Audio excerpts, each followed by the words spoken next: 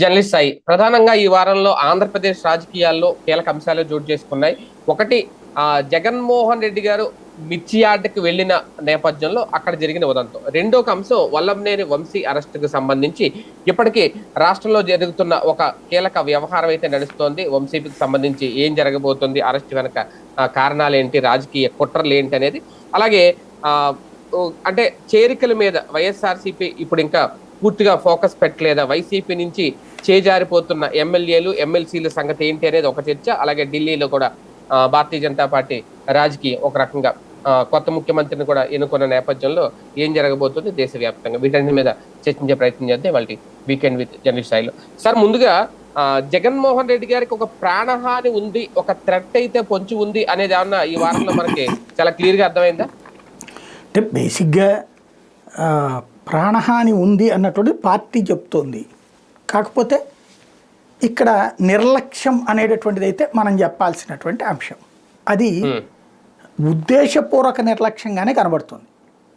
చంపేయాలన్న కుట్రని నేనైతే అనుకోను, కానీ దాని వెనకాల కనబడుతున్నది అయితే మాత్రం ఒక ఆస్పెక్ట్లో కనబడేది అతను చావేది అతను చేస్తాడు, ఇంకొకటి అతనికి ఏదన్నా జరిగిన వాళ్ళదే బాధ్యత అనే కోణంలో వెళ్తున్నారు.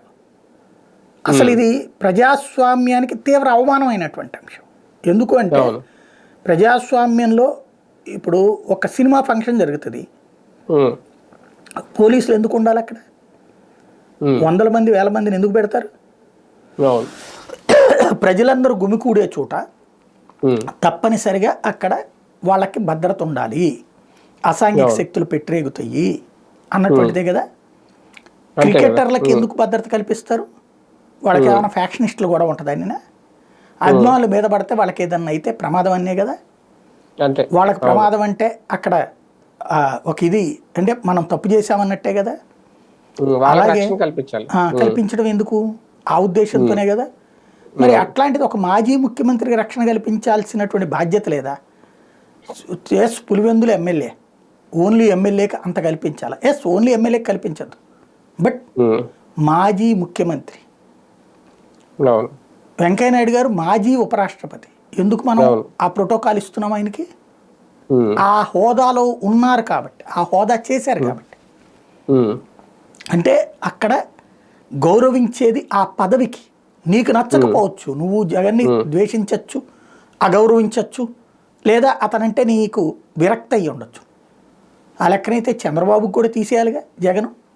వెంటనే కేంద్రం ఇచ్చిందంటారు. ఎస్, ఇతనికైనా సరే కేంద్రమే చెప్తుంది కల్పించు. కేంద్రానికి ఒక మాట చెప్పి కింద ఇంకో మాట చేయకూడదు.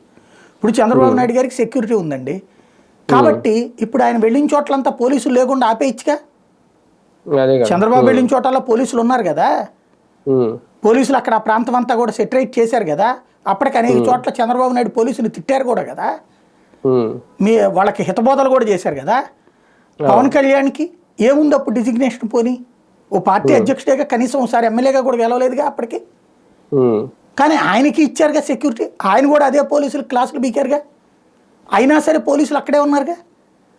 అప్పుడు ప్రభుత్వం నిజంగా అట్లాంటి అహంకారంతో ప్రదర్శిస్తే పోలీసులు లేకుండా వదిలేస్తే వాళ్ళకి వాళ్ళు ఇబ్బంది పడేవాళ్ళుగా. అప్పటికి 10 మందినే పెట్టారు, మాకు 30 మందినే పెట్టారు, 50 మందినే పెట్టారని విమర్శించారు కదా అప్పుడు. ఇప్పుడు ఒక్కళ్ళు కూడా లేకపోతే ఎవరి నోరు మెదపాలా? హోంమంత్రి చెప్పరు, ఇప్పుడు డీజీపీ చెప్పాలి లెక్క ప్రకారం. డీజీపీ గారికి ఏమన్నా ప్రత్యేకించి రాష్ట్రంలో పోలీసులు అనేటటువంటి వాళ్ళు జగన్ సభలకు వెళ్ళొద్దని ఏమన్నా ఆర్డర్ వేశారా? లేదా జగన్ వెళ్ళే చోటకి వెళ్ళొద్దని ఏమన్నా ఆర్డర్ వేశారా? ఏది వంశీ దగ్గరికి వెళ్ళిన చోట లేరు, ఎక్కడా లేరు, గుంటూరు దగ్గర, పాలకొండ దగ్గర లేరు, ఎక్కడో బయట ఎక్కడో ఉన్నారట ఒక 5-10 మంది. సాధారణంగా విఐపి దాంట్లో ఒక ప్రోటోకాల్ ఏంటయ్యా అంటే రోప్ పార్టీ చుట్టూతా, విఐపి చుట్టూతా ఒక రోప్ పార్టీ ఉండి తన మీద పడకుండా చూసుకుంటారు. అట్లాగే వెహికల్స్కి సంబంధించి ఇబ్బంది రాకుండా చూసుకుంటారు. ఇది కదా పోలీస్ డ్యూటీ. ఇది కాకుండా ఏమి బీభత్సమైన పని ఉంటుంది?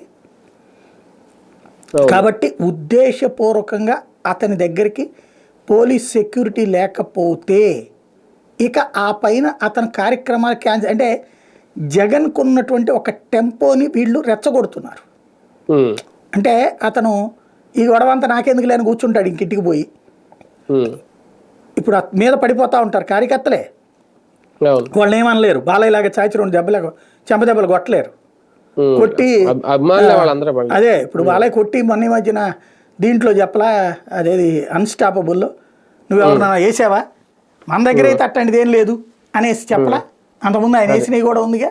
అట్లాగా జగన్ వేస్తే వేయలేడు కాబట్టి ఇక తగ్గించేసుకుంటాడు కార్యక్రమాలు. అంటే జనంలోకి వెళ్ళే కార్యక్రమం తగ్గించాలి అన్నది వీళ్ళ ప్రయత్నం. ఎందుకంటే అతను వెళ్తే ఓ 50 మందో 100 మందో వస్తే కనుక అస్సలు పట్టేది కాదు. మ్యాక్సిమం ఒక 500 మందో 1000 మందో వస్తే కూడా పట్టేది కాదు, కార్యకర్తలే అని చెప్తారు.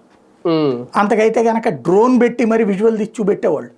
జగన్ పనిది, వెళ్తే ఎవడు పట్టించుకోవట్లేదు, ఒకప్పుడు వెలుగాడికి అయిపోయింది, ఇంకా ఆర్థిక కర్పూరం ఇంటికి వెళ్ళిపోవడమే అని చెప్పేవాళ్ళు.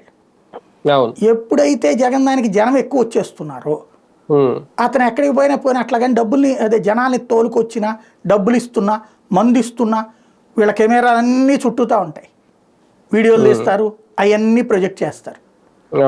కానీ ఇప్పుడు ప్రభుత్వం అధికారులు వీళ్ళే ఉన్నారు. పోనీ ఇదివరకు ప్రతిపక్షంలో ఉన్నప్పుడు వీళ్ళు ప్రతిపక్షంలో ఉన్నప్పుడు వాళ్ళు అధికారంలో ఉన్నప్పుడు కూడా అదిగో దానికి ఇచ్చారు దీనికి తాగిచ్చారని చెప్పి రాసుకొచ్చారు.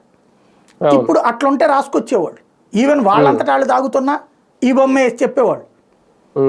అది కుదరలేదనుకుంటా, వాళ్ళంతటా వాళ్ళు ఎగబడి వస్తున్నారు. కాబట్టి దాన్ని కంట్రోల్ చేయాలంటే జనానికి జగన్ దొరకకూడదు, జనంతో జగన్ స్పీచ్ ఇవ్వకూడదు. జగన్ స్పీచ్ ఇవ్వడం బిగిన్ చేస్తే టెంపర్ వస్తుంది, క్రియేట్ చేయగలదు. వెంటనే అతను నత్తిగా మాట్లాడాడు, నంగిగా మాట్లాడాడని కొన్ని తీస్తారు. అది ఇంతకు ముందు ఈయన దగ్గర ఉంది, మిగతా వాళ్ళ దగ్గర కూడా ఉంది అట్లాంటి నంగి మాట్లాడలేదు. బట్ లోపల కదా నందిగం సురేష్ అవమానం జరిగింది, కారు ఎక్కనివ్వలేదు, ఆయన లోపలికి రానివ్వలేదు, ఒక దళిత మాజీ ఎంపీకి అవమానం రాశారుగా. అవును, మరి పాప అతని పేరు ఏంటది, అయోధ్య రామిరెడ్డి లేకపోతే ఇంకొక ఆయన ఉన్నాడు కదా, అప్పిరెడ్డిని కూడా ఎక్కనీయలేదు అనుకుంటా. మరి వాళ్ళకి కూడా అగ్రవర్ణాలకు అవమానం జరిగినట్టు అక్కడ. అది రాయరు. బేసిక్గా అక్కడ ఏంటి, తను వెళ్తున్నాడు, ఆయన నందిగం సురేష్ చెప్పాలి కదా నేను ఎక్కుదాం నన్ను ఎక్కనీయలేదు అనేది. నందిగం సురేష్ ఎక్కాలనుకోడు, తనకి తెలుసు, అక్కడ దగ్గరికి వెళ్ళి పలకరిచ్చేసి వెళ్తాడు అతను, అంతే కదా. కాబట్టి ఎవరి ఇష్టం వాళ్ళది. ఇప్పుడు ఒక్కటి మాత్రం కాన్సెప్ట్ క్లియరు, 2 కోణాలు కనబడుతుంది. ఒకటి జగన్కి ప్రెషర్ పెంచి అతన్ని ఆపేయటం నెంబర్ 1, లేదా జగన్కి ఖర్చు ఎక్కువ పెట్టించడం. ఇక ఇప్పుడు ఏం చేయాలి, జగన్ ఎక్కడికైనా పోవాలనుకున్నప్పుడు తన సొంత రూప పార్టీ, సొంత వ్యవస్థ ఏర్పాటు చేయాలి. అప్పుడు ఖర్చు ఎక్కువ అయిపోతుంది, ఓ చోటకి వెళ్తే కోట్లలో ఖర్చు అయిపోతుంది. కాబట్టి తద్వారా అతని కంట్రోల్ చేయటం, ఇది అంటే అతని మీదనే ఆ భారం మోపడం. సెక్యూరిటీ ఏమన్నా తగ్గించారా సార్, Z+ కేటగిరీ ఏమన్నా తీసేసారా ఏంటి?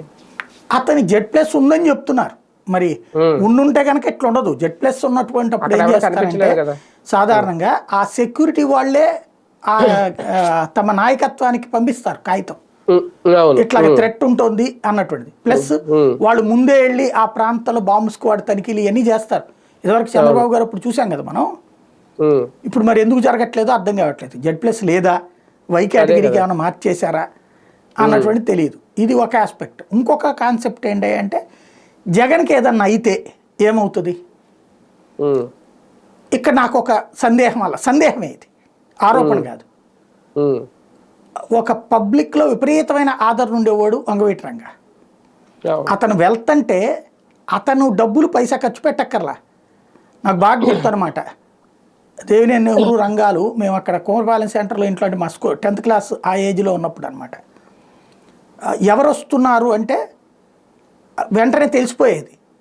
ఒక 500 నుంచి 1000 బస్సులు, లారీలు, కార్లు, ఒక కాన్వాయ్. ఫస్ట్ కారు వెళ్ళి టోటల్గా అరగంట పట్టిందంటే రంగా.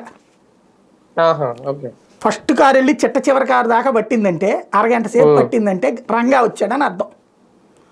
రంగా అందులో ఎక్కడ ఉన్నాడో తెలిసేది కాదు.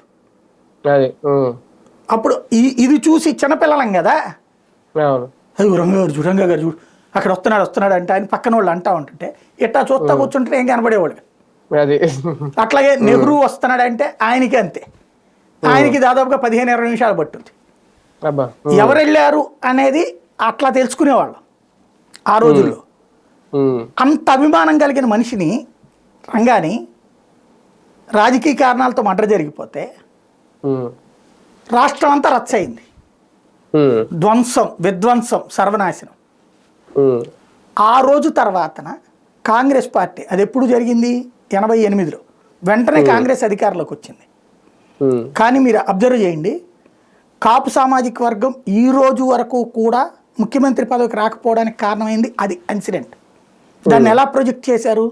కాపు సామాజిక వర్గానికి కంట్రోల్ ఉండదు, చూడండి ఎంత విధ్వంసం సృష్టించారో, 1,00,000 కోట్ల రూపాయలు నష్టం జరిగింది అన్నటువంటిది వాళ్ళ మీద ఒక ముద్ర వేశారు. అంటే వాళ్ళ అభిమాన నాయకుడు చనిపోయినటువంటి సందర్భంలో వాళ్ళల్లో రేగినటువంటి ఉద్వేగంతో జరిగిన విధ్వంసం కారణంగా ఆ రోజు నుండి ఈ రోజు వరకు కాపు సీఎం కాల. మనకి కాపుల్లో ఇంకొక లీడర్, బలమైనటువంటి లీడర్ తయారు కాల. మధ్యలో మొన్న తుని ఇన్సిడెంట్ చూసుకున్నా, లేకపోతే అది దాని పేరేంటి, కోనసీమ పేరు మార్చినటువంటి సందర్భంలో జరిగిన విధ్వంసం చూసిన, వీటన్నిటిలో కాపులను ఒక విధ్వంసకారులుగా సృష్టించేశారు అక్కడ. తద్వారా వాళ్ళని శాశ్వతంగా ముఖ్యమంత్రి పదవికి పనికిరారు అన్నటువంటి కోణంలో ప్రొజెక్ట్ చేసుకొచ్చారు. రంగా చనిపోయినప్పుడు ఇప్పటికి కూడా రంగా ఫోటోలు పెడతారు, రంగా పేరు ఆ రోజున అధికారంలో ఉన్నోళ్ళు చెప్తారు, వీళ్ళు చెప్తుంటారు, అందరూ చెప్తుంటారు. కానీ రంగా కుటుంబానికి ఏమైనా న్యాయం జరిగిందా? రంగా కొడుకు ఏమైనా న్యాయం జరిగిందా? రంగా భార్యకి ఏమైనా న్యాయం జరిగిందా? కనీసం మంత్రివర్గంలో చోటు కూడా ఇవ్వలేదే ఏనాడు. ఆ రోజు నుండి ఈ రోజు వరకు ప్రతి కాపు నాయకుడు ఆ పేరు చెప్పుకుంటాడు, ప్రతి ప్రభుత్వం ఆ పేరు చెప్పుకుంటుంది. అంటే అతనికి అంత ఆదరణ లేకపోతే, అంత దుర్మార్గం అయితే, రౌడీజం అయ్యి ఉంటే మరి ఎందుకు మీరు పేరు చెప్తున్నారు అయింది అంటే? అంత గొప్పోడని ఒప్పుకుంటున్నారు కదా. కానీ ఆ జాతి మీద ఒక ముద్ర వేసేసారు. దాన్ని మళ్ళీ సెటరైట్ చేయడానికి నానా తిప్పలు పడుతున్నాడు పవన్ కళ్యాణ్, నానా తిప్పలు పడుతున్నాడు పవన్ కళ్యాణ్. ఇప్పటికీ మళ్ళీ చివరికి వాళ్ళ దగ్గరికి వెళ్ళి కలిసిపోతేనే అతనికి ఆ మాత్రం ఛాయిస్ వచ్చింది. అక్కడ కూడా మళ్ళీ ముఖ్యమంత్రి పదవిని వదులుకున్నాడు ఆయన. అంటే ఇది ఒక వ్యవస్థని చిన్నాభిన్నం చేయడానికి జరిగే ఒక ఎకో సిస్టమ్. ఇప్పుడు జగన్ విషయంలో అట్లాంటిది ఏదన్నా చేస్తున్నారా అన్నది సందేహం మాత్రమే. ఇప్పుడు అతనికి ఏదన్నా అయ్యింది, రాష్ట్ర వ్యాప్తంగా రచ్చ జరగాలి, అప్పట్లో కూడా అదే ప్రయత్నించారు. వాస్తవంగా జగన్ అరెస్ట్ అనేది అతన్ని ఏదో జీవితకాలం పెట్టడం సాధ్యం కాదని అందరికీ తెలుసు. ఆ రోజున కాంగ్రెస్ స్కెచ్ కూడా అదే. జగన్ జైల్లో పెడితే రాష్ట్ర వ్యాప్తంగా విధ్వంసం జరిగిపోతే ఇతను కనుక అధికారంలోకి వస్తే ఇలా నానా ఫ్యాక్షనిస్ట్, ఈయన ఒక ఫ్యాక్షనిస్ట్ అని ముద్ర వేయాలని చూశారు. కానీ జగన్ ఎవరిని రెచ్చగొట్ల, ఎవరిని గొడవ చేయొద్దని చెప్పి వెళ్ళాడు జైలుకి. రాజకీయంగా చూసుకున్నాం మనం, గొడవలు చేయొద్దు అన్నాడు. తను ముఖ్యమంత్రి అయిపోయాక అరాచకం జరిగిపోతుంది అన్నారు. ఏం అరాచకం చేశాడు? కంట్రోల్ చేశాడు, ఫ్యాక్షన్ ఏరియాలోనే కంట్రోల్ చేశాడు. ఆ విధంగా చేసుకొచ్చాడు. ఇప్పుడు జగన్కి ఏదన్నా జరిగితే, విధ్వంసం జరిగితే, తద్వారా రెడ్డి సామాజిక వర్గాన్ని విలన్లుగా చూపించడం అనేటటువంటి, తద్వారా వీళ్ళని శాశ్వతంగా అధికారానికి దూరం చేసే ప్రయత్నం ఏమైనా జరుగుతుందా? ఇది ఓ సందేహం మాత్రమే అండర్లైన్. సార్, ఇందులో ఒక మేజర్ డౌట్ ఏంటి అంటే, ఇద్దరిలో ఎవరు రెచ్చగొట్టే రాజకీయం చేస్తున్నారు అనేది. కోర్టు ఉందని తెలిసి ఎలాంటి అనుమతులు ఇవ్వకపోయినా మిర్చియార్డ్ రైతులను పరామర్శించడానికి వెళ్ళి ఇలాంటి పరిస్థితి ఎదురవుద్దని సొంత పార్టీ నాయకుల్ని లేదంటే ప్రత్యర్థులను రెచ్చగొట్టే రాజకీయం జగన్ గారు చేశారా, లేదా ఎలాంటి భద్రత ఇవ్వకుండా ఏం జరుగుద్దో చూద్దాంలే అని చెప్పి లైట్ తీసుకొని అధికార పక్షం వీళ్ళని రెచ్చగొట్టే రాజకీయం అధికార పక్షం చేసిందా? ఇద్దరిలో ఎవరు ఈ తరహా రాజకీయం పాల్పడ్డారు? జగన్ ఆ ప్రశ్న వేశాడు కదా, మొన్న మ్యూజికల్ నైట్ జరిగింది, దాంట్లో రాజకీయంగానే పాల్గొన్నారుగా అందరూ, వేరే ఏమన్నా జరిగిందా? దానికి మరి ఎన్నికల కోడ్ ఎందుకు రాలేదు? అక్కడ ఉపన్యాసాలు ఏం జరిగినాయి? రాజకీయ స్టేట్మెంట్ వచ్చినాయి కదా మ్యాక్సిమం. సర్వీసు జరిగింది, రాజకీయ స్టేట్మెంట్లే కదా జరిగింది. ఈ టైంలో అది జరిపారంటే మరి అది కోడ్ కిందకి రాదా? దానికి పర్మిషన్ ఎట్లా ఇచ్చారు? నెంబర్ 1. రెండవది, వీళ్ళు అసలు ఎన్నికల్లో పోటీలో లేరు కదా, అయినా కోడ్ వర్తిస్తుంది. ఎప్పుడు అది కోడు? నువ్వేమన్నా బహిరంగ సభ పెడితే కోడ్. ఇప్పుడు నేను అడుగుతానండి, ఓటర్ దగ్గరికి అభ్యర్థి వెళ్ళేటప్పుడు పర్మిషన్ తీసుకోవాలా? ఒక ర్యాలీ జరపాలంటే పర్మిషన్ తీసుకోవాలి, ఓ బహిరంగ సభ పెట్టాలంటే పర్మిషన్ తీసుకోవాలి. అలా కాకుండా ఇట్లా దండం పెట్టుకుంటూ పోతుంటాడు, దానికి పర్మిషన్ తీసుకోవాలా? అప్పుడు వెనకాల జనం అందరూ గుమ్మి కొడతారు. అది తప్పు అవుతుందా? అది జనం తప్ప, వాడి తప్ప? ఇక్కడ పరామర్శించడం ఒకటి సూటిగా చెప్పండి, అక్కడ అతను వెళ్ళడం వలన ఎన్నికల మీద ఏం ప్రభావం పడుతుంది? శాంతి భద్రతలకు ఏమైనా సమస్య వచ్చిందా? అశాంతి అభద్రత ఏమైనా పెరిగిందా? లేదు. అక్కడ అతను మాట్లాడడం వల్ల గెలుపోవటం మీద ప్రభావం చూపెడుతుంది, అంతే కదా మనం అనేది. మరి అదే కదా ఎన్నికలు అంటే. పని చేస్తే ప్రజలు ఓట్లేస్తారు, చేయలేదని ప్రతిపక్షం విమర్శిస్తుంది. అదే కదా నువ్వు రోజు విమర్శించవా ఏంటి? ఇప్పుడు ఆ లెక్కనైతే రోజు ఈనాడు జ్యోతిలో రాస్తున్న వార్తలు వైఎస్ఆర్ కాంగ్రెస్ పార్టీకి వ్యతిరేకంగా ఉన్నాయి. ఎలక్షన్ కోడ్ అమలు అవుతుందా? ఓ పార్టీకి వ్యతిరేకంగా ఇట్లా రాయకూడదని అట్లా లేదు కదా.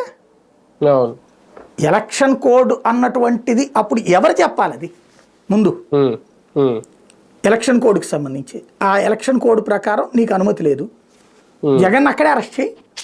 ఎవడాపాడు నిన్ను? ఎందుకు అరెస్ట్ చేయలే? ఇంటి దగ్గర ఎందుకు రానిచ్చావు? ఎక్కడ దాకా వచ్చిన తర్వాత సెక్యూరిటీ తీసేస్తే ఎలక్షన్ కోడా అంటే రేపు పొద్దున అతనికి ఏమన్నా అయ్యి ఉంటే ఏమనేవాళ్ళు? ఒక సబ్ ఇన్స్పెక్టర్, ఒక సర్కిల్ ఇన్స్పెక్టర్, ఒక డిఎస్పీ వాళ్ళని సస్పెండ్ చేసి దాన్ని జగనే ఇదంతా తప్పు అని చెప్పేసి వదిలేస్తారా? ఇది డెమోక్రసీ, ప్రజాస్వామ్యం అంటే అదేనా? ప్రజలు కోరుకునేది అదేనా? నీకు నిబంధనలకు విరుద్ధంగా వ్యవహరిస్తున్నాడు, ఆపే. నువ్వు నోటీస్ ఇచ్చావా? వాళ్ళు షెడ్యూల్ ఇచ్చారు జగన్ ఇక్కడికి వెళ్ళబోతున్నాడని, నువ్వు వెళ్ళడానికి వీల్లేదు అని చెప్పి నోటీస్ ఏమైనా ఇచ్చావా? ఇస్తే కోర్టులో మొక్క చివాట్లు పడతాయి. రైతు దగ్గరికి వెళ్ళొద్దు, జనం దగ్గరికి వెళ్ళొద్దు, నువ్వు ఇంట్లోనే పడుకో, ఎలక్షన్ అయిపోయిన తర్వాత వద్దు కానీ అంటే ఊరుకుంటుందా ఏ కోర్టు అయినా? ఈవెన్ లోకేష్ పాదయాత్రకు కూడా కోర్టు పర్మిషన్ ఇవ్వలా? ఇబ్బందికరం అన్నప్పుడు ఏం చేశారు? ఎంతమంది అని మీరు చెప్పారు, అంతమంది అంకెవ్వండి మాకు, మేము క్లియర్ చేస్తామని చెప్పారు కదా, తీసుకెళ్ళొద్దు అనలేదు కదా. ఇక్కడ కూడా ఓ రిస్ట్రిక్షన్ పెడతారు, నువ్వు వెళ్ళేటప్పుడు ఓ 50 మందినే తీసుకెళ్ళవయా, మీ వాళ్ళు ఎవరు బయటకు వెళ్ళకుండా చూడు అని చెప్తారు. అవును, అట్లాంటిది ఏదైనా చేశారా?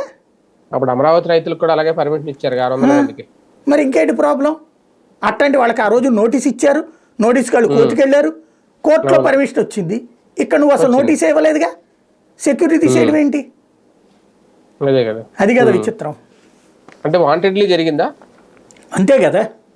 వాంటెడ్లీ జరగకపోతే ఎక్కడైనా సరే, అరే నలుగురు కలిసి ధర్నా చేస్తుంటే 40 మంది పోలీసులు ఉంటున్న రోజుల్లో ఇంత పెద్ద ఇష్యూకి పోలీసు ఉండడా? 3 చోట్ల కూడా, ఎక్కడా కూడా. అంటే సంథింగ్ అక్కడ ఏదో జరగాలని కోరుకుంటున్నారు. ఒక జాతిని మొత్తాన్ని దొంగలు చేసే ప్రయత్నం జరుగుతుందా, లేదంటే కనుక అహంకారపూరితమైనటువంటి రాజకీయమా? కానీ మిర్చి రైతుల పేరుతో పోరాటానికి ఒక అడుగేసిన జగన్మోహన్ రెడ్డి గారిని చూసి కూటమి ప్రభుత్వంలో వణుకు ఏమన్నా వచ్చిందా? అందుకే ఇమీడియట్ గా కేంద్ర వ్యవసాయ శాఖకి లేఖలు రాయడం, లేదంటే క్వింటాధారం మేము ఉన్నప్పుడే ఎక్కువ ఇచ్చాం, లేదంటే కేంద్రమే ఇవ్వాలి, ఇప్పుడు మేమేం చేయలేము అని చేతులు ఎత్తేయడం, ఇమీడియట్ గా దాని మీద రియాక్ట్ అవ్వడం ఎలా చూడాలి? చంద్రబాబు గారు మార్కులు వేస్తూ ఉంటారు కదా, అది ఎవడో మధ్యలో వాడికి ఇచ్చినట్టున్నారు, థర్డ్ పార్టీకి, మంత్రులకి మార్కులు. అవును, అది ఆయన ఇయ్యాలి మార్కులు, ఆయన ఇయ్యాలి రేటింగ్. అసలు ఫస్ట్ చంద్రబాబు గారి దృష్టికి ఆ ఇష్యూ ఎవరు తీసుకురావాలి? వ్యవసాయ శాఖ మంత్రి అచ్చెన్నాయుడు కదా, తెచ్చాడా ఆయన? మిర్చిది ఇట్లా ప్రాబ్లం ఉందని చంద్రబాబు గారు నోటీసుకి తెచ్చాడా? తేలేదంటే ఫెయిల్యూర్ ఎవరిది? అచ్చెన్నది. ఒకవేళ తెచ్చినా చేయకపోతే చంద్రబాబుది, అంతే కదా. అసలు ఇవాళ టమోటా రైతు పరిస్థితి ఏంటి, కంది రైతు పరిస్థితి ఏంటి, పత్తి రైతు పరిస్థితి ఏంటి? ఎవడో అక్కడ మన వీడియోలు ఫాలో అయినా మనం చెప్తుంటాం ఏం జరుగుతుంది. లేదా ఈనాడు జ్యోతిలో కూడా వచ్చినాయిగా కష్టాలు. రోజు వాళ్ళకి ఐఎన్పిఆర్ కమిషనర్ పొద్దున్నే ఫీడ్బ్యాక్ ఇస్తారుగా, ఇంటెలిజెన్స్ ఫీడ్బ్యాక్ ఉంటుందిగా, పిఆర్ఓ ఫీడ్బ్యాక్ ఉంటుందిగా. వాళ్ళు ఇవ్వలేదా బాబు గారికి? ఇవ్వకపోతే వాళ్ళ తప్పు, ఇచ్చినా పట్టించుకోకపోతే ఆయన తప్పు. ఇప్పుడు చేయడం అనేది ఖచ్చితంగా జగన్ హడావిడి తర్వాతనే స్పందించారని జనంలోకి వెళ్తుంది. జగన్ ఇట్లా వస్తున్నాడని అనౌన్స్ చేశాక ముందు రోజు రివ్యూ చేశారు. చంద్రబాబు రివ్యూ చేశాక జగన్ అనౌన్స్ చేస్తున్నాడు అనుకోండి ప్రోగ్రాం, ఖచ్చితంగా అది అతను హైజాక్ చేసే ప్రయత్నం చేసినట్టే. బట్ అతను ఎల్లుండి వస్తాడని వైసీపీ ప్రకటించింది. అలా ఎల్లుండి వస్తాడనగా రేపటి రోజున చంద్రబాబు గారు మీటింగ్ పెట్టారు రివ్యూ. అది కూడా పోనీ ఆయన ఏమైనా పరిష్కరించారా? కేంద్రానికి చెప్పారు. పరిష్కారం ఇక్కడ ఎక్కడ ఉంటుంది? దొంగలు ఎవరయ్యా అంటే మార్కెట్ యార్డ్లో సిబ్బంది, దొంగలు ఎవరయ్యా అంటే మార్కెట్ యార్డ్ దగ్గర బ్రోకర్లు. ఈ దొంగలని సరిచేసే ప్రయత్నం స్టిల్ నవ్వు చెయ్యట్లేదు, చిత్తశుద్ధి లేదు. కేంద్రానికి రాసేసి బాబు గారి చేతులు దులుపుకుంటారు. ఈ వీళ్ళిద్దరూ ఎవరైతే చేస్తారో ఉద్యోగి కమ్ బ్రోకరు, వీళ్ళ వెనకాల ఉండేది రాజకీయ నాయకులే. ఒక బస్తాకి 10,000 రూపాయలు పోయింది అంటే రైతు విలవిలలాడతాడు. ఇప్పుడు ఒక 500 1000 రూపాయలు రైతు చేతిలో పెట్టేస్తే అయిపోతుంది అనుకుంటున్నారు, కానీ రైతు నష్టపోతాడు. కానీ ఇందులో డబ్బులు ఎవరు తింటున్నారు? సింపుల్. ఇవాల్టి రోజున చక్కగా మనమే మాట్లాడుకున్నాం, మన డిబేట్లోనే నేను చెప్పా, టమోటా గురించి మనం కొని ఇవ్వలేమా? ఇప్పుడు రాష్ట్రంలో ఈ సప్లై ఉన్నాయి కదండి, అదేంది మన బియ్యం సప్లై, ఇవి 10 రోజులేగా అవి చేసేది, మిగతా 20 రోజులు ఖాళీలేగా. వాళ్ళందరికీ టమోటాను ఇప్పుడు మిర్చి అక్కడ చీఫ్గా ఉంది, 10,000కే పలుకుతోంది. క్వింటా 10,000 అంటే 100 రూపాయలు పడింది. తలకొక్కొక్క దీంట్లో ఒక క్వింటా ఒక ఈ వెహికల్ వాళ్ళని తీసుకెళ్ళి 120 రూపాయలకు అమ్ముకోమను, 130 రూపాయలకు అమ్ముకోమను, నడుస్తుందిగా. అట్లాగే ఉల్లిపాయలు అట్లాగే అయినప్పుడు నువ్వు చెయ్యొచ్చుగా, కూరగాయలు అట్లాగే అయినప్పుడు నువ్వు చెయ్యొచ్చుగా. దీనికి ఎక్కడెక్కడి నుంచి వెహికల్స్ కొనుక్కురానక్కర్లా, మన కళ్ళ ఎదురుగుండా ఉన్న వెహికల్స్. అద్భుతమైనటువంటి లాజిస్టిక్ అండి ఇది, లాజిస్టిక్స్ అంటాం మనం దీన్ని. ఇప్పుడు ఒక సాఫ్ట్వేర్ కంపెనీ వాడు ఎంతమంది ఉద్యోగులు ఉన్నారు, కుకట్పల్లి వెళ్ళేవాళ్ళు ఎంతమంది, ఎల్బీ నగర్ పోయేవాళ్ళు ఎంతమంది, లేకపోతే కనుక మియాపూర్ వెళ్ళేవాళ్ళు ఎంతమంది, అందులో ఏ వెహికల్స్ ఉన్నాయి, ఏదెటు పోవాలనేది లెక్క కడతాడు. 6 ఉంటే ఒక రకం వెహికల్ ఇస్తాడు, 10 మంది ఉంటే ఒక రకం వెహికల్ ఇస్తాడు, లేదా బస్సు ఇస్తాడు. అదే లాజిస్టిక్స్ కదా, అది చూడడానికి ఒక డిపార్ట్మెంట్ ఉంటారు. ఇక్కడ అదే కదా ఇక్కడ ఉన్నటువంటిది. వ్యవసాయ శాఖ, మార్కెటింగ్ శాఖ, సివిల్ సప్లైస్ ముగ్గురు కూర్చుంటే అక్కడ టమోటా రేటు పెరిగినప్పుడు ఇక్కడ టమోటా వచ్చి వాళ్ళ అచ్చెన్నాయుడు గారికి శభాష్ చెప్పచ్చు. అచ్చెన్నాయుడు గారు టమోటా అనుకొని డ్వాక్రా బజార్లో ఇవ్వన్నారట, మనమే మాట్లాడుకున్నాం. అది మంచి ఆలోచన కదా. మీరు చెట్ట చేయండి, అదే ఎప్పుడో చేసుకుంటారు. ఇప్పటికి 2 నెలలు లేట్ అయింది. రెండో పక్కన ఇట్లాగా ఏవైతే రేట్ ఎక్కువైపోతాయో, బయట రేట్ ఎక్కువ ఉన్నాయో, ఎక్కడో ఎందుకు సార్ నాకు తెలియక అడుగుతాను, రాష్ట్రంలో ఉన్నటువంటి ప్రతి సూపర్ బజారు, ప్రతి హైపర్ మార్కెట్లు ఉన్నాయి కదా, రిలయన్స్ ఓడియా, లేకపోతే దాని మార్ట్లు ఉన్నాయి, డిమార్ట్లా, ఉషోదయాల, ఇట్లాంటి బోర్డు ఉన్నాయి.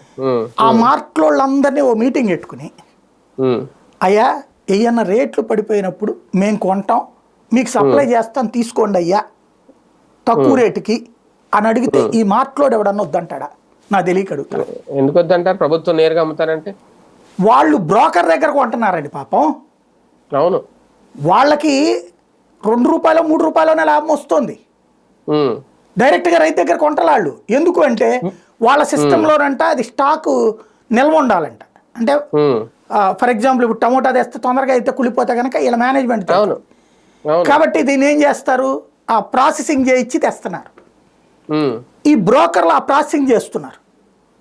ప్రభుత్వం ప్రాసెసింగ్ చేయొచ్చు, ప్రభుత్వం సులభం కదా చేయించడం. అదే రైతు దగ్గర నువ్వు కొనేసి ప్రాసెసింగ్ చేసి వాళ్ళకే ఇయ్యి. కూరగాయలు అట్లాగే ఇప్పుడు చెప్పిన మిర్చి, ఇట్లాంటివన్నీ చేయలేదా ప్రభుత్వం? అదే అంత ఎందుకు సార్, నాకు ప్రాక్టికల్ గా రాత్రి జరిగిన ఎక్స్పీరియన్స్. నేను కూరగాయల మార్కెట్కి వెళ్తే 2 కేజీలు టమాటాలు, కేజీ వంకాయలు, పచ్చిమిరపకాయలు, క్యాబేజీ ఇవన్నీ తీసుకుంటే నాకు అయ్యిన బిల్లు సార్, మీరు చెప్తే ఆశ్చర్యపోతారు, 40 రూపాయలండి. వాడు తీసుకున్నవాడు ఎంత బాధపడ్డాడో తెలియదు, కానీ నాకు మాత్రం చాలా బాధ అనిపించింది. ఏంటి ఇన్ని కూరగాయలు 40 రూపాయలకి వచ్చినాయా? వీళ్లే 40 రూపాయలకి ఇస్తే ఇంకా రైతు దగ్గర వీళ్ళు ఎంత కొని ఉంటారు? 20 కేజీల టమాటా ట్రే సార్, మీరు నమ్మరు, 100 రూపాయలకి ఇచ్చేస్తాను అంటున్నాడు అతను. 20 కేజీల ట్రే పట్టుకెళ్ళిపోండి 100 రూపాయలకి అని చెప్తున్నాడు. ఇంకా రైతుల దగ్గర వాళ్ళు ఎంత కొని ఉంటారు?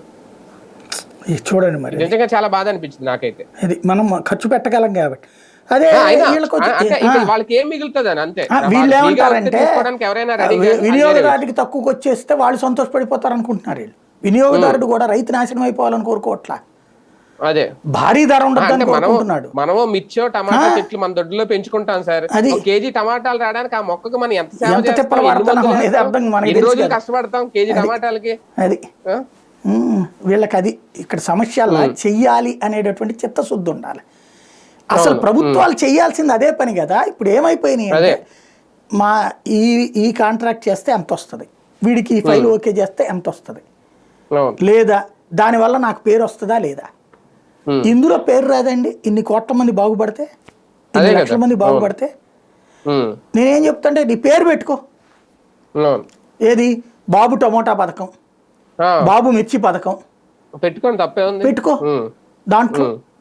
లేదంటే కూటమి మిర్చి పథకం పెట్టుకో, కూటమి టమోటా పథకం అని పేరు పెట్టుకో, కూటమి ఉల్లిపాయ పథకం అని పేరు పెట్టుకో, లేదా మీ పేర్లో పెట్టుకోండి శుభ్రంగా. అచ్చన్న టమోటా అన్న పెట్టండి, నష్టమే ఉంది. అంటే ఒకటిసారి ఇప్పుడు మనకి చవకగా వచ్చేస్తున్నాయని ఆనందపడిపోయి సంతోషపడిపోతే రేపు పొద్దున్న ఇలా నష్టాల్లో నేను వ్యవసాయం చేయలేనని రైతు చేతులు ఎత్తేస్తే అప్పుడు మన పరిస్థితి ఏంటి? అదే కదా ఇప్పుడు జరుగుతోంది. ఇవాళకి రైతు కూలీలు జంప్. ఎందుకు? వాళ్ళ కూలీ రావట్లేదని ఇతర వాళ్ళకి వెళ్ళిపోయారు పట్టణాలకు 300 మంది. ఇప్పుడు ఉన్నటువంటి వాళ్ళల్లో రైతులు 100కి 70 మంది వాళ్ళ బిడ్డలను తీసుకెళ్ళిపోయి ఇతర రాష్ట్రాలు, హెడ్ క్వార్టర్సు, ఇతర దేశాలు పంపించేసి వీళ్ళు వెళ్ళి వృద్ధాశ్రమాలు లేకపోతే కనుక అసలు వ్యవసాయం మానేసి కౌలుకి ఇచ్చుకుని బతుకుతున్నారు. అవును, ఇప్పుడు ఇవాళ చేస్తున్న వాళ్ళు ఎక్కువ మంది కౌలుదారులే. వ్యవసాయం లేదు కదా, అదే అనేది. ఇవాళ వీళ్ళు చేస్తున్న వాళ్ళు ఎక్కువ మంది కౌలుదారులే. వాళ్ళు అప్పు తెచ్చి చేస్తున్నారు. ఎందుకంటే డైరెక్ట్ రైతుకి అయితే లోన్ వస్తుంది, కౌలు రైతుకి లోన్ కూడా రావు. ఎవరి దగ్గర తీసుకుంటారు? ప్రైవేట్ వాళ్ళ దగ్గర తీసుకుంటారు అప్పులు వీళ్ళు. అది ఇంకా వడ్డీ వాసిపోద్ది. అలాంటి కష్టం వస్తోందని తెలిసినప్పుడు వాళ్ళకి మీరు మంచి చేస్తే ఉపయోగపడుతుంది కదా. నేనేమంటానంటే ప్రతి ఊళ్ళో ఓ ప్రభుత్వం తరపున కూటమి కూరల దుకాణం పెట్టు నువ్వే. అక్కడ ఉన్న ఆ ఊళ్ళో ఉన్న నిరుద్యోగులు ఒక 4 బట్టురా, నీ పార్టీ వాళ్ళు, జనసేన వాళ్ళు ఒకళ్ళు, తెలుగుదేశం వాళ్ళు ఒకళ్ళు, బీజేపీ వాళ్ళు ఒకళ్ళు, పొద్దున ఒక 3 సాయంత్రం ఒక 3 పెట్టు. నీ ఆ వెహికల్స్ ఉన్నాయి కదా అవి బట్టురా. ఇప్పుడు కొబ్బరి బొండాలు మీ ఏరియాలో దొరుకుతాయి. ఇక్కడ ఒక్కొక్క కొబ్బరి బొండం 60 రూపాయలు, మీ దగ్గర నాకు తెలిసి 20 రూపాయలు ఉంటుంది. 20 ఉంటుంది. అక్కడి నుంచి తీసుకొచ్చి ఇక్కడ నాకు ఇస్తే ఇక్కడ నాకు 40 రూపాయలకి, అక్కడ 30 రూపాయలు, 10 రూపాయలు వీళ్ళని తినమను, ఒక 5 రూపాయలు ట్రాన్స్పోర్టేషన్ వాళ్ళని తినమను, ఒక 5 రూపాయలు 3 పిల్లల్ని తినమను, బాగుపడతారుగా. చీని పంట అంటారు, బత్తాయిలు, కమలాయిలు, బత్తాయిలు, కమలాయిలు, ఇట్లా ప్రతి దాంట్లో చెయ్యాలి అన్న చిత్తశుద్ధి ఉంటే కుప్పలు తెప్పలు చేయించండి. దీనికి లక్షల కోట్ల అక్కర్లా, ఒక 500 కోట్లు 1000 కోట్లు పక్కన పెట్టి ఇదే పని మీదన ఇది సంపాదించచ్చు కూడా. దీనికి సివిల్ సప్లైస్ కార్పొరేషన్ అని కాబట్టి దీనికి ఒక పేరేదన్నా పెట్టి ఒక సపరేట్గా ఒక కార్పొరేషన్ లాగా పెట్టేసి ఇక్కడ కొనటం ఇక్కడ అమ్మటం అనే సిస్టమ్ చేస్తే బోల్డ్ అంత లాభం అండి.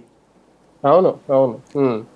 ఇప్పుడు అంతా ఏంటంటే ఎవరికి వాళ్ళు ఇసుకలో తిందామా, మందులో తిందామా, ఇదే పనిలో ఉన్నారు. కానీ ఇది ఇట్లా ప్రజలకి చెయ్యొచ్చు అనే ఆలోచన రావట్లా. అంటే రైతుల విషయంలో చేయడానికి చేతులు రావట్లేదా కూటమి ప్రభుత్వానికి అనేది? ఇందులో నేను 2 పాయింట్లు చెప్తాను సార్. నిన్న ఇవాళ దాంట్లో ఒక పాయింట్ ఏంటంటే నిన్న మిర్చికి సంబంధించి బాబు గారు చెప్పిన స్టేట్మెంటే, కేంద్రమే భరించాలి, 100% కేంద్రమే ఇవ్వాలి, రాష్ట్ర ఆర్థిక పరిస్థితిని దృష్టిలో పెట్టుకొని. ఇది ఇవాళ అచ్చెన్నాయుడు గారు కూడా నిన్న ఈ టమాటాల గురించి చెప్పింది ఏంటి, కేంద్రం రవాణాకి ఇచ్చే సబ్సిడీ ద్వారా మేము ఇక్కడి నుంచి టమాటాలు పంపిస్తాం అంటే అక్కడ కేంద్రం ఆదుకోవాలి, ఇప్పుడు ఇక్కడ టమాటాలు పంపించాలన్నా కేంద్రం ఆదుకోవాలి. అంటే రాష్ట్ర ప్రభుత్వం మేము ఏం చేయలేమని చెప్తున్నారా? అసలు చేయాల్సింది ఇక్కడ. ఎందుకంటే కేంద్రం తీసుకుని ఇప్పుడు కేంద్రం ఏం చేయాలి, ఎవరికి సప్లై చేయాలి, మళ్ళీ రాష్ట్రాలకే సప్లై చేయాలి. అవును, టైం వేస్ట్ కదా. అదే కదా, నువ్వు ఇక్కడే తీసుకునేసి ఇక్కడ ఎక్కడో ఎందుకండి, నీకు హాస్టల్స్ ఉన్నాయి కదా, ప్రతి హాస్టల్ అవసరం ఉందా లేదా నీకు? ప్రతి హాస్టల్లో ఎండుమిర్చి తాలింపులు వేస్తావు కదా నువ్వు. అట్లాగే నీకు ఇవన్నీ ఉన్నాయి కదా, అదేంటది మధ్యాహ్న భోజన పథకం, డ్వాక్రా వాళ్ళందరినీ పెడుతున్నావు కదా, వాళ్ళతో వండిస్తున్నారు కదా, అక్కడ కావాలిగా. తర్వాత దాని పేరేంటది, ఏదో సంస్థ, ఇస్కాన్ కాకుండా హరే రామ హరే కృష్ణ సంస్థ ఎవరో కదా వీళ్ళకి భోజనాలు పెట్టేది, మధ్యాహ్న భోజనం కానీ. తర్వాత మధ్యాహ్న భోజనం కొన్ని ఏరియాలో అది చేస్తుంది, కొన్ని ఏరియాలో డ్వాక్రా వాళ్ళు చేస్తున్నారు. అట్లాగే అన్న క్యాంటీన్లకు పెడుతున్నారు కదా, ఆ వండేటటువంటి వాళ్ళు కూడా మిరపకాయలు కావాలి కదా. ఇది తీసుకుని నువ్వు వాళ్ళకి ఇవ్వచ్చు కదా. వాళ్ళ దగ్గర ఎంత కొంటున్నారో వాళ్ళని కనుక్కో, ఇది వాళ్ళకి బాగుపడతారు కదా. తిరుపతికి కావాలి మిర్చి, అవసరం లేదా? అవును. రాష్ట్రంలో గుళ్ళకన్నిటికి కావాలిగా, ఉమ్. చెయ్యొచ్చు కదా. అవును. అవును. నేనేమంటానంటే నిజంగా చిత్తశుద్ధి ఉంటే ఒక కార్పొరేషన్ పెట్టి ఇలాంటివన్నీ కొని ప్రభుత్వానికి సంబంధించిన వాటికి పెట్టినా చాలు. అన్నదానం ఉందా అవును. అన్ని ఉమ్. గుళ్ళల్లో? ఉమ్. అన్నదానానికి సప్లై చేయొచ్చు ఇవి టమోటాలు, అవును. ఈ కూరలు. ఉమ్. అవును. ఏం జరుగుతోందంటే మాకు ఏమి సంబంధం లేదండి. మన ఇక్కడ వనరులు ఇక్కడ ఉన్నాయి, వసతులు ఇక్కడ ఉన్నాయి. ఉమ్. ఈ రెండింటిని పంటలు కోఆర్డినేట్ ఉన్నాయి. చేస్తే చాలు. ఉమ్. వసతి ఇక్కడ ఉంది, వనరు ఇక్కడ ఉంది. ఈ రెండింటిని కోఆర్డినేట్ చేస్తే ప్రభుత్వం అది లాభపడుతుంది, జనం లాభపడతారు, రైతు లాభపడతారు. ఇదే కావాల్సిన ప్రభుత్వం సార్ 3 చిత్తశుద్ధి. నెలల క్రితం మీకు గుర్తుంటే మనం కూడా మాట్లాడుకున్నప్పుడు చిత్తూరులోనే ఎక్కడ చంద్రబాబు నాయుడు గారు మొత్తం విమానాల ద్వారా మన పంటలకు పంపించేస్తాం, ప్రతి జిల్లాకు ఒక విమానం తీసుకొచ్చేస్తా ఉన్నారు. ఇప్పుడు అచ్చెన్నాయుడు గారు చూస్తే టమాటాల ఎక్స్పోర్ట్ కి సబ్సిడీ కంటే కేంద్రం ఇచ్చి సబ్సిడీ మీద, రవాణా సబ్సిడీ మీద ఆధారపడి మనం పంపిస్తామని చెప్తున్నారు.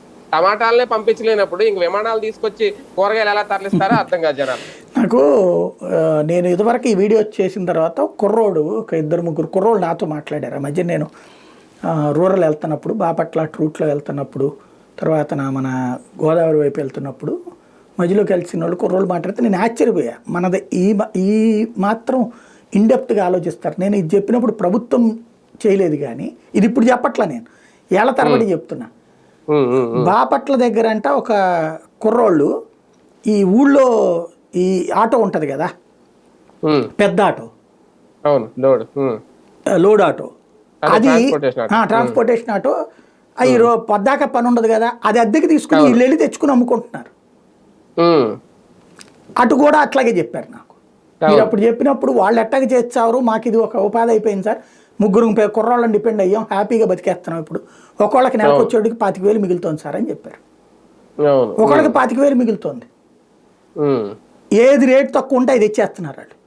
పండ్లు రేట్లు తక్కువ ఉంటే పండ్లు, పండ్లు రేట్లు ఉంటే పండ్లు, ఉల్లిపాయల రేట్లు ఉంటే ఉల్లిపాయలు, అన్నీ మీకు చూడండి. ఇప్పటికి కూడా బెజవాడ, గుంటూరులో కూడా అయితే పాప వాళ్ళు ఊరు లోపలికి వచ్చి తిరగడం కష్టమవుతుంది, కానీ మళ్ళీ వీళ్ళు డబ్బులు అడుగుతున్నారు లోపల ఊళ్ళల్లో. మామూలు ఆటోలోళ్ళు గొడవ చేస్తే, లేకపోతే వ్యాపారస్తులు గొడవ చేస్తా ఏదో వాళ్ళు ఇబ్బంది పెడుతున్నారు. అందుకని ఏదో మెయిన్ రోడ్లు ఉంటాయి కదా, ఇప్పుడు విజయవాడలో BRTS రోడ్లోనో, గుంటూరులో అమరావతి రోడ్లోనో అక్కడ పెట్టేసుకుని అమ్ముతారు. ఏది కేకలేసేసి ఓ మైక్ పెట్టేసుకుని అయ్యే కాకుండా నీవు ఉల్లిపాయలప్పుడు కూడా మనకు ఉల్లిపాయ 100 రూపాయలు అయినప్పుడు వీళ్ళు 3 కిలోలు, 2 కిలోలు 100 రూపాయలకి, నేను లేకపోతే 3 కిలోలు 200 రూపాయలు అన్నట్లు ఇస్తారు వీళ్ళు. అంటే ఇది ఒక కమిట్మెంట్ ఉండాలండి, అంతే, ఇంకేం అక్కర్లా.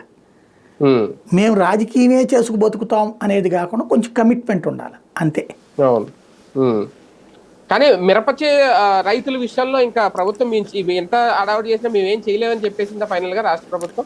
నిజంగానే పాపం వాళ్ళు ఏం చేయలేరు. నేను చెప్పినట్టు ఇది చేస్తే చేయగలగాలి, అది కమిట్మెంట్ కావాలి. అలా కాకుండా చేయలేము అంటే పాపం వాళ్ళు అంటుంది కూడా కరెక్టే. వాళ్ళు మినిమం సపోర్ట్ ప్రైస్ ఇవ్వగలుగుతారు.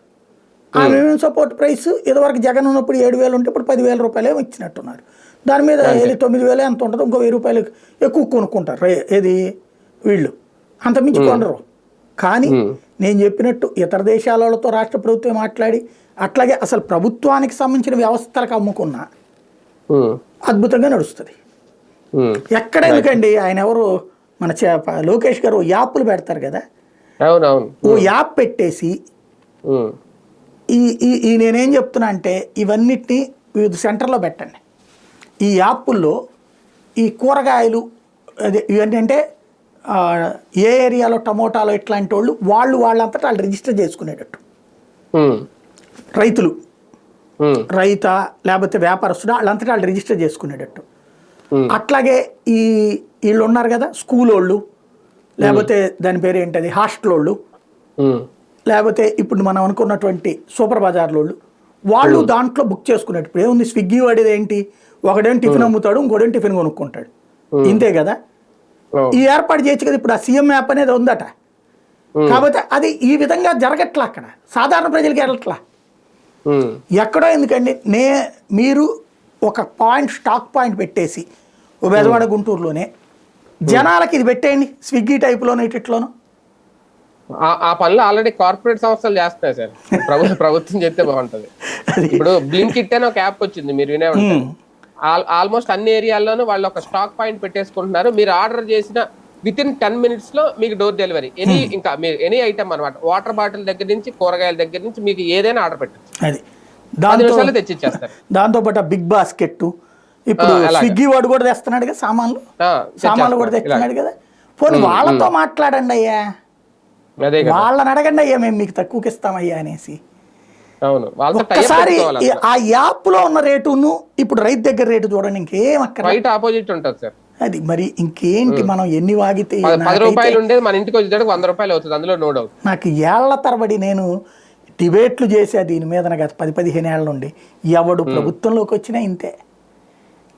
అది జగన్ అప్పుడు చేయలా, ఇప్పుడు చేయలా.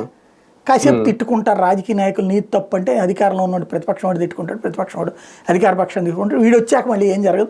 నేను చెప్పినట్టు ఆ మినిమం ఇంటర్వెన్షన్ అంతే అయిపోయింది. తాంబూలాలు ఇచ్చేసాం తనుగు చావండి. నిజమైన కమిట్మెంట్ అయితే ఉండదు. అవును అవును రైట్. మరొక అంశం, వల్లంనేని వంశీ అరెస్ట్ తర్వాత ఈ వారంలో ఒక రకంగా అది కూడా మేజర్ ఇష్యూ అయింది. కానీ ఇప్పుడు పాయింట్ ఏంటి అంటే 3rd degree ప్రయోగం చేసే అవకాశం ఎంతవరకు ఉంది అనేది ఒక చర్చ. వల్లంనేని వంశీని ఇంకా బయటికి రాకుండా కేసుల మీద కేసులు పెట్టి ఒక టార్గెట్ చేశారా, అదే జరగబోతుందా, ఏం జరగబోతుంది వంశీ విషయం? జైల్లో ఉన్నాడు కాబట్టి ఇక 3rd degree ప్రయోగం అసాధ్యం, ఎవరు చేయలేరు. జైలుకి వెళ్ళాక చేయడానికి కుదరదు 3rd degree ప్రయోగం.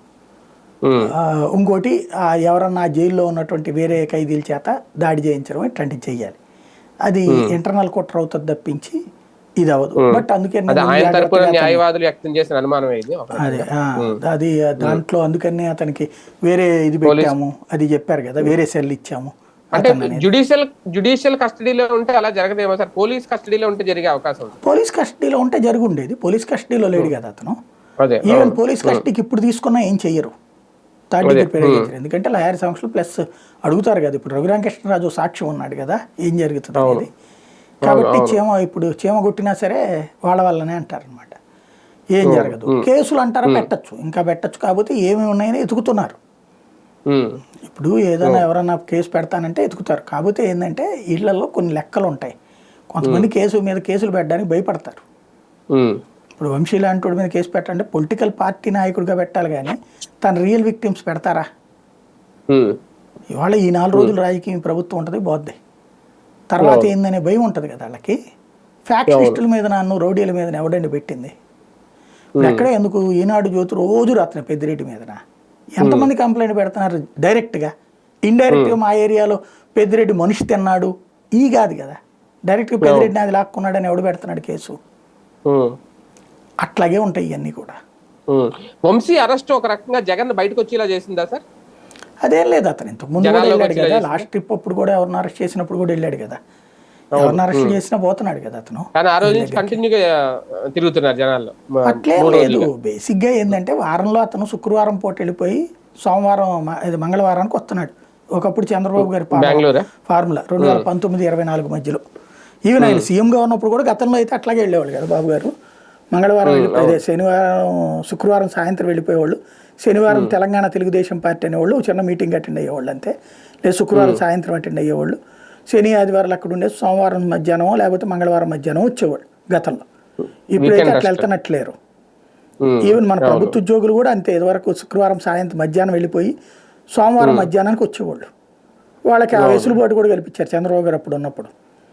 రైలు, ప్రత్యేక రైలు కానీ ఇవన్నీ కూడా ఏర్పాటు చేశారు కదా. అట్లాగే మనం ఏంటంటే ప్రస్తుతము దాన్ని ఏమంటారంటే ఒక టెనెంట్ సెంటర్లో ఉన్నాం మనం అందరం కూడా. ఇప్పుడు మన ఈయనైతే సరే ఇల్లు కట్టుకున్నాడు అనుకోండి జగన్, చంద్రబాబు గారికి అక్కడ ఇల్లు లేదు. పవన్ కళ్యాణ్ గారు ఇల్లు కట్టుకున్నారు, కానీ ఆయన గడిపేదంతా హైదరాబాద్లోనే మ్యాక్సిమం. మంత్రి అయ్యాక ఆయన కూడా 2-3 రోజులే కదా ఉంటుంది, కార్యకలాపాలు కనబడుతుంది. చంద్రబాబు గారిది అయితే ఈ మధ్యన మరి బయటికి తెలియట్లేదు. ఇదివరకు అయితే కనుక ఆయన వెళ్ళాడు అనేది తెలిసేది. ఇప్పుడు ఇక్కడ ఉంటున్నారు అక్కడ ఉంటున్నారు తెలియదు, కాబట్టి ఆయన ఇక్కడే ఉన్నారన్నటువంటి ఫీలింగ్. ఈవెన్ కరోనా టైంలో హైదరాబాద్లో ఉన్నా కూడా రోజు అమరావతి డేట్ లైన్ మీద స్క్రోలింగ్కి వస్తుంది, కాబట్టి ఆయన ఇక్కడే ఉన్నాడు అనుకుంటాం మనం. అట్లాంటి టాక్టిక్స్ వీళ్ళకి తెలియదు, అందుకని ఆ ఊరు వెళ్ళారు ఈ ఊరు వెళ్ళారని రాస్తారు వీళ్ళ అయితే. కానీ వంశీ అరెస్ట్ వైసీపీని వణికించిందా, అలర్ట్ చేసిందా? వాళ్ళు వణికేది కొత్తగా ఏముండదు, ఆల్రెడీ వణికి వెళ్ళిపోయాడు. అలర్ట్ చేయడానికి కూడా ఏం లేదు, ఆల్రెడీ వాళ్ళు చేస్తారని తెలుసు కాబట్టి. ఒకటేంటంటే ఇప్పుడు నాయకులకి భరోసా ఉంటాడు పెద్ద నాయకుడు అనేటటువంటి ఒక ఫీలింగ్ని జనంలోకి తీసుకెళ్ళింది. ఇంకోటి ఇది మొదట్లో గొడవలు జరిగినాయి చూడండి ఎలక్షన్ అయిపోయాక, ఆ టైంలో ఉండేవాడికి ఇప్పుడు కుదరదు. ఇక ఒక రోజు పోయే కొద్దీ వెక్సేషన్ వచ్చేస్తుంది. ఇంతకు మించి ఏం పీకుతారో బాబు అంటారు, అంతే కదా. ఇప్పుడు నిన్న కొడాలి నాని ఏమన్నాడు, ఏం చేస్తాను ఓ 30 కేసులు ఆడతావు పెట్టుకో, అంత మించి ఏం పీకుతారు మమ్మల్ని, చంపేస్తారు చంపే అంటారు ఎవడికాడు. ఆ స్టేజ్ వచ్చేసింది, ఇప్పుడు 9 నెలలు అయిపోయింది కదా. ఇంకా కూర్చుని అంతు చూస్తాం, తాట తీస్తాం, తోలు తీస్తాం అంటే జనాలకి సిరాకేస్తుంది. అదే అందుకనినే వాళ్ళు కూడా ఏం పెద్దగా భయపడట్లేదు అనమాట ఇప్పుడు. అంటే వైసీపీలో కొంతమంది నేతలు ఇప్పటికే, ఇప్పుడు విజయసాయి రెడ్డి గారు బయటకు వెళ్ళిపోయిన తర్వాత, రాజీనామా చేసిన తర్వాత ఇంకా కొంతమంది వెళ్తారు అనేది స్వయంగా జగన్మోహన్ రెడ్డి గారు చెప్పారు. అంటే ఇలాంటి అరెస్టుల ద్వారా ఇంకా భయపడరా నాయకులు? ఇప్పుడు పోయేవాళ్ళు నాకు తెలిసి ఇంకో 3 దాకా డౌట్గానే ఉంది నాకు కూడా. అయితే గీతే అయోధ్య రామిరెడ్డి, దాని పేరేంటి, ఆయన పేరేంటి, సుబ్బారెడ్డి వెళ్ళకపోవచ్చు, వైవి సుబ్బారెడ్డి గారు, బోస్ కూడా వెళ్ళకపోవచ్చు, గొల్ల బాబురావు గారు ఆ మధ్యన కొంత ఊగారు, నెగిటివ్ కూడా మాట్లాడారు, నిరంజన్ కూడా వెళ్ళకపోవచ్చు. ఈ ముగ్గురు పోను మిగతా ముగ్గురు మీదన డౌట్ ఉంది. అయోధ్య రామిరెడ్డి కానీ, గొల్ల బాబురావు కానీ, ఇంకొక ఆయన కూడా ఉన్నారు కదా, వాళ్ళ ముగ్గురు మీదన అయితే కొంత డౌట్ ఉంది. కానీ వాళ్ళ మీద ప్రెషర్ అయితే పెడుతున్నారు, నో డౌట్. మరి వెళ్తారా లేదా అంటే అది రాబోయే రోజుల్లో ప్రెషర్ టాక్టిక్స్ మీద ఆధారపడి ఉంటుంది. కానీ నిత్యం ఇలా ప్రజల్లో ఉంటే జగన్మోహన్ రెడ్డి గారి నమ్మకం అన్న పెరుగుద్దా పార్టీలో? ఆయన మాటలు మళ్ళీ మేమే అధికారంలోకి వస్తాం ఆయన అలాగే చెప్తారు అనుకోండి, నాయకుల్లో నమ్మకం కలిగించడానికి అవి ఏమైనా ఉపయోగపడతాయా ఈ పోరాటాలు, ఈ యాత్రలు ఇవన్నీ? ఇది ఒక నిరంతర ప్రక్రియ. ఒకటే అప్పటికి ఇప్పటికున్న తేడా ఏంటంటే 19-24 మధ్యలో మొదటి 3 ఏళ్ళు అసలు ప్రతిపక్షం ఉందే అనిపించింది. అసెంబ్లీ సమావేశాలప్పుడు మాత్రమే కనిపించేది.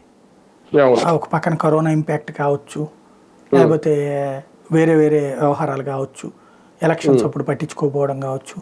దాదాపు 3.5 ఏళ్ళు ప్రతిపక్షం నామమాత్రంగా ఉంది. విమర్శలు ఉండే పత్రికల్లో రాసేవాళ్ళు కానీ జనంలోకి వెళ్ళి రైతులతో మాట్లాడేది తక్కువ. ఇవన్నీ కాస్త ఆ సంప్రదాయం బిగిన్ చేసినోడు పవన్ కళ్యాణ్. పవన్ కళ్యాణ్ తర్వాత చంద్రబాబు గారు కూడా జనంలోకి వెళ్ళడం బిగిన్ చేశారు. అట్లా సాగినాయి అక్కడ.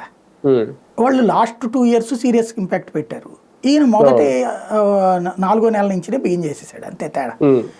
దీనివల్ల ప్రయోజనం ఉంటుందా నష్టం ఉంటుందా అన్నటువంటిది, ఇది వెక్స్ అయితే జగన్ మీద వెక్సేషన్ వస్తే చంద్రబాబు మీద వెక్సేషన్ వస్తుందా, ఇది 5 ఏళ్ల తర్వాత పరీక్ష, అంతే. అంతే. ఇంకొక అంశం సార్, రేపు జరగబోయే బడ్జెట్ సమావేశాలకి జగన్ హాజరవుతారా లేదా అనే దాని మీద ఆయన చాలా క్లియర్ గానే ఉన్నారా? స్పీకర్లు ఎంత మాట్లాడినా ఎంత బెదిరించినా అవసరమైతే సభ్యత్వాలు రద్దు చేస్తాం, ఆటోమేటిక్ గా రద్దు అవుతాయని చెప్పిన అదే దాని మీద స్టిక్ అనే అన్నారా? ప్రతిపక్ష హోదా ఇస్తే అని అడుగు పెడతానని ఏమన్నా మనసు మార్చుకుంటారు? చెప్పారు కదా 60 రోజులు అనేది. 60 రోజులు ఇది 60 పని దినాలు ఇప్పుడు వర్కౌట్ కాదు కదా.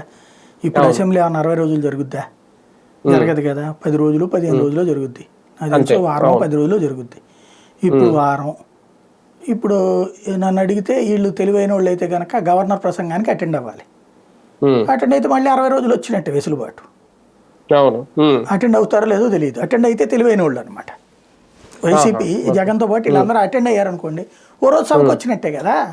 అంటే సంతకం పెట్టి వచ్చేది సరిపోద్ది, అయిపోయా బాయ్ కట్ చేసి ప్రసంగం అయ్యేదాకా కూడా అక్కర్లేదు.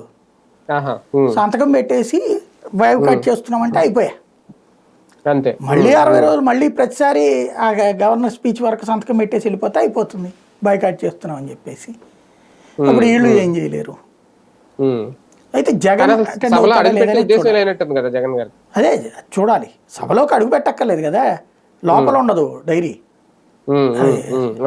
ఇంకోటి అది అంత వీళ్ళు చేస్తారు, గట్టిగా చెయ్యాలనే కసితో అయితే ఉన్నారు.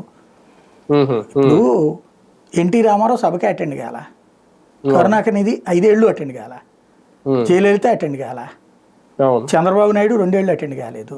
2 ఏళ్ళు 3 ఏళ్ళు కదా ఆయన బాయ్కాట్ చేసింది, ఆయన అటెండ్ కాలేదు. మరి ఆయనకి 60 రోజులు వర్తిచ్చిందా? అంటే అప్పటికి ఆ లాజిక్ గుర్తు రాలేదేమో. అప్పుడు ఉంది, కాకపోతే వాళ్ళు అట్లాగా చెడగొట్టాలనుకోలేదు. వాళ్ళు అట్లాగా చంద్రబాబుని అనర్హుని చేయాలని వాళ్ళు అనుకోలే. వీళ్ళు అనుకుంటున్నారు కదా, చేయనేయండి, లెట్స్ సీ, పబ్లిక్ అనేది చూస్తారు కదా. అది ఫర్ ఎగ్జాంపుల్ అతను అనర్హుని చేసి ఎన్నికలు పెడతారు, అనుకుందాం. ఉమ్, ఉమ్, అప్పుడు జగన్ పోటీ చేయడానికి అనర్హుడిగా చేసే అధికారం అయితే లేదు కదా వీళ్ళకి. అవును అప్పుడు అవును. మళ్ళీ జగన్ పోటీ ఉమ్, చేసి గెలిచాడు అనుకోండి, ఏమవుతుంది అప్పుడు? ఉమ్, ఉమ్, అక్కడ బీటెక్ రవి ఉమ్, గెలిచేస్తాడో, సతీష్ రెడ్డి గెలిచేస్తాడు. సతీష్ రెడ్డి అంటే ఇప్పుడు ఇటే ఉన్నాడు అనుకోండి వైసీపీ, ఉమ్, లేకపోతే ఇంకోళ్ళు గెలిచేస్తారు అనుకోండి. ఉమ్, గెలిచేస్తారా పులివెందుల్లో? ఆ ధైర్యం ఉందా? ఉమ్. చేయమనండి. ఒక రకంగా కొత్త రాజకీయం నేర్పుతున్నారేమో జగన్ కి. అంటే ఈ ఛాన్స్ సభ్యత్వం ఇస్తారు అట్లా రద్దు అని చేస్తే. కానీ, నిన్న భద్రత కల్పించకపోవడం కానీ, ఇవన్నీ కొత్త రాజకీయం నేర్పుతున్నారేమో అంతే, భవిష్యత్తులో రేపొద్దున. ప్రతీకార రాజకీయం ఎట్ట చేయొచ్చు నేర్పుతున్నారు అంతే. ఉమ్, అదే. సరే, ఇంకా ఫైనల్ గా ఢిల్లీ రాజకీయాలు ఒకసారి చూసుకుంటే, ఆ రేఖా గుప్తా మహిళా ముఖ్యమంత్రిని పెట్టింది భారతీయ జనతా పార్టీ. అంటే ఇంతకు ముందు కూడా బీజేపీ హయాంలో చేశారు. కాకపోతే అంటే ఈసారి రాజకీయాన్ని ఎలా చూడాలి? భారతీయ జనతా పార్టీ ఢిల్లీ విషయంలో ఏమన్నా వ్యూహాత్మక అడుగులు ఏమన్నా వేస్తుందా? ఏం లేదండి, అక్కడక్కడ ఉన్నటువంటి కులాల ఈక్వేషన్స్ అవన్నీ చూసుకున్నారు. అక్కడ టోటల్గా 48 గెలిచింది కదా బీజేపీ, అందులో 10 వైసీఎస్ గెలిచారు. అక్కడ 10 మంది ఎమ్మెల్యేలు వైసీఎస్ గెలిచారనమాట. అందుకని ఇచ్చారు అక్కడ. వీళ్ళ సామాజిక వర్గం హర్యానాలో కూడా స్ట్రాంగ్ అనమాట అవును. రాజకీయంగా. రెండోది ఏంటంటే ఎంఐ ఏబీవీపీ నుంచి ఉన్నది, అంటే కార్యకర్తలకి మేము ప్రయారిటీ ఇస్తామని చూపిస్తున్నారు ప్రతి చోట కూడా. ఏదో బయట నుంచి వచ్చినటువంటి వాళ్ళు హిమంత్ బిశ్వా శర్మ అలాంటి వాడికి ఇచ్చారు త్రిపుర, ఏది మన అస్సాంలో. అలాగే త్రిపురలో కూడా బయట నుంచి వచ్చిన వాళ్ళకి ఇచ్చారు, ఆ బిప్లవ్ దేవ్ ఇట్లాంటి వాళ్ళకి అందరికి కూడా. బట్ అది బయట నుంచి వచ్చిన వాళ్ళకి ఇస్తున్నారు, మన వాళ్ళకి లేదు అనేటటువంటి కాన్సెప్ట్ కాకుండా ఆ 2 చోట్ల పార్టీ పరిస్థితి అంతంత మాత్రంగా ఉంది కాబట్టి బయట నుండి వచ్చిన వాళ్ళకి ఇచ్చారు. అదే మిగతా చోట్లంతా కూడా సంస్థాగత నిర్మాణం, పార్టీలో ఫ్రమ్ ద బిగినింగ్ కష్టపడ్డటువంటి వాళ్ళకే ఇస్తాము. గుజరాత్లో ఫ్రమ్ ద బిగినింగ్ పార్టీలో ఉన్నోళ్ళే, రాజస్థాన్లో ఫ్రమ్ ద బిగినింగ్ పార్టీలో ఉన్నోళ్ళే, ఛత్తీస్గఢ్ అంతే, ఢిల్లీ అయితే విద్యార్థి దశ నుంచి ఉన్నటువంటి అమ్మాయి, సంఘ పరివారం సంబంధితం, ప్లస్ అమ్మాయికి క్రమశిక్షణ ఉంది, అలవాటు ఉంది, వ్యవస్థ ఎట్లా అనేటటువంటిది కాబట్టి నడుస్తుంది. సామాజిక ఈక్వేషన్స్ ఇందులో బీభత్సమైన ఇదేం లేదు, ప్లాన్తో పోతున్నారు. ఇంకోటి ఏంటంటే దేశవ్యాప్తంగా అన్ని సామాజిక వర్గాలకి ప్రయారిటీ ఇస్తున్నట్టు ఇప్పుడు రాష్ట్రపతికి ఇచ్చిన అట్లాగా అన్ని సామాజిక వర్గాలు ఏవైతే అసలు రాజ్యాధికారానికి దూరం అవుతున్నాయో. ఇప్పుడు ఆర్య వయసులో ఇదివరకు రోచయ్య దేశం మొత్తం మీద వైశ్యాస్ నుంచి సీఎం అయినోడు ఆయన ఒక్కడే, అది కాంగ్రెస్ పార్టీలో వచ్చింది అంతే కదా. ఇంకెక్కడ ఉన్నారని అసలు వైశ్యాస్ సీఎం అయిన చరిత్ర ఎక్కడ ఉందని దేశంలో? గవర్నర్ కూడా ఆయనే గవర్నర్గా చేసింది కూడా, వైశ్యాస్ గవర్నర్ ఇచ్చిన చరిత్ర కూడా అంతే. అది అవకాశం. ఇప్పుడు అట్లాగే ఇక్కడ చేస్తున్నారు అంతే, వీళ్ళు ఇస్తున్నారు అంతే. అంటే దేశ రాజధాని ప్రాంతం కదా, అక్కడ మహిళా ముఖ్యమంత్రి దేశవ్యాప్తంగా వస్తుంది కదా టాక్ సాధారణంగా. అక్కడ మహిళలు ఆల్రెడీ 4 అండి, 4వ ఆవిడ. ఒకప్పుడు సుష్మా స్వరాజ్ని తొలి ఢిల్లీ మహిళా ముఖ్యమంత్రి బీజేపీ పెట్టింది. అట్లాగే వాళ్ళు అందుకని షీలా దీక్షిత్ని పెట్టారు మహిళా ముఖ్యమంత్రిని. ఆ తర్వాత మన అతిశీని చెట్ట చివరిలో 6 నెలల్లో 3 నెలల్లో పెట్టాడు ఆయన కేజ్రీవాల్. ఈవిడికి ఇప్పుడు పర్మనెంట్ సీఎం అయింది, అది తేడా. అంటే ఒక పశ్చిమ బెంగాల్లో మమతా బెనర్జీ లాంటి వాళ్ళని చూసుకున్నప్పుడు ఇక్కడ ఆ స్థాయి అగ్రెసివ్ గా ఉండాలి కదా మంత్రి, సీఎం అట్లే ఉండదు. ఇప్పుడు మమతా బెనర్జీ స్టైల్ ఒకటైతే జయలలిత స్టైల్ మరొకటి ఉంటుంది. లేదా లెక్కనైతే కనుక బీజేపీ ఇంత ముందు ఇచ్చింది కదా, ఎవడో రాస్తున్నారు బీజేపీలో అసలు మహిళా ముఖ్యమంత్రులు లేరంటే. ఇదివరకు గుజరాత్ ముఖ్యమంత్రి మహిళే, ఇప్పుడు మార్చారు తర్వాత మహిళా ముఖ్యమంత్రిని తీసేశారు. ఒకసారి బీజేపీ ఒకప్పుడు ఢిల్లీ ముఖ్యమంత్రిని మహిళనే పెట్టింది, ఒకప్పుడు గుజరాత్ ముఖ్యమంత్రి మహిళనే పెట్టింది. అట్లాగే వసుంధర రాజ్ సింధియా ఎవరు ఎదవరకు మహిళా ముఖ్యమంత్రి, మరి ఇప్పుడు ఈవిడ ఒకప్పుడు ఆ లెక్కనైతే ఆవిడ పేరేంటి ఉమా ఉంది కదా, ఉత్తరప్రదేశ్ ముఖ్యమంత్రిగా చేశారు కదా ఆవిడని కూడా, ఉమాభారతి.